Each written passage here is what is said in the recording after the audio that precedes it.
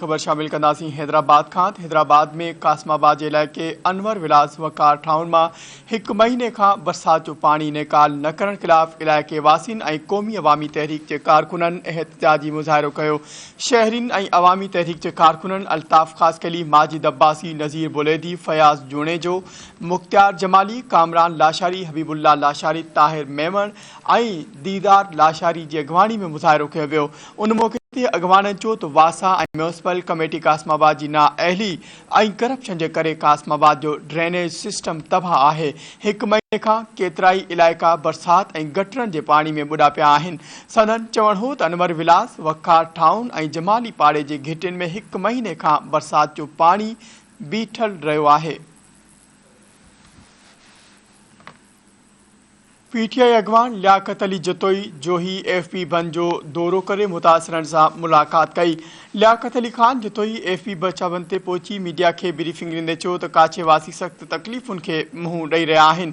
संदसि चवण हो त जोही गाज पानी के रोकण लाइ बंद जो कम करायो वञे हा त एतिरो नुक़सान न थिए हा।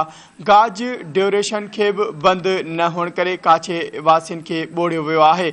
लियाकत जतोई चयो त जोही ऐं काछे वासिन जे नाले ते गैर मुल्की डोनर इदारन खां करोड़े रुपया फंड वठी जियाला नवाजी कई भी वने।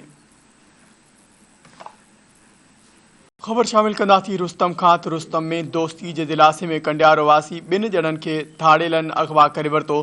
पुलिस मुबैना मुकाबले में एक जने के बाजियाब कराए वरतो। नवीद अहमद सियाल पुट इब्राहिम सियाल ऐं नवीद पुट गुलाम शबीर सियाल के मोहम्मदाबाग धाड़ेलन अगवा करे वरतो। मोहम्मदाबाग के एसएचओ बुधायो त बई कंडियारो जा सियाल आहिनि। दोस्ती के लालच में कच्चे तरफ वया त डोहारिन बिन्ही जणन के अगवा करे वरतो, जैं सबब मुकाबलो करे एक जणे गुलाम शबीर सियाल के बाजियाब कराए वरतो आहे।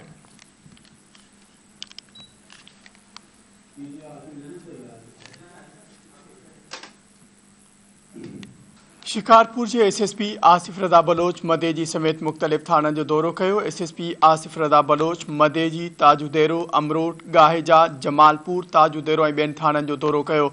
उन मौके ते एसएसपी शिकारपुर पुलिस स्टेशन के रजिस्टरन, नफरी, ड्यूटी लिस्टन, हथियारन, माल खानन और लाकअप के भी चेक कयो और लागापियल मामलन में जरूरी हिदायतों ॾींदे एसएचओ के हिदायत कंदे चयो त लापरवाही कंहिं भी सूरत में बर्दाश्त न कई वेंदी। संदसि चवण हो त जेकॾहिं को भी पंहिंजे फर्ज़ में गफ़लत कंदो उन खिलाफ सख्त कार्रवाई कई वेंदी।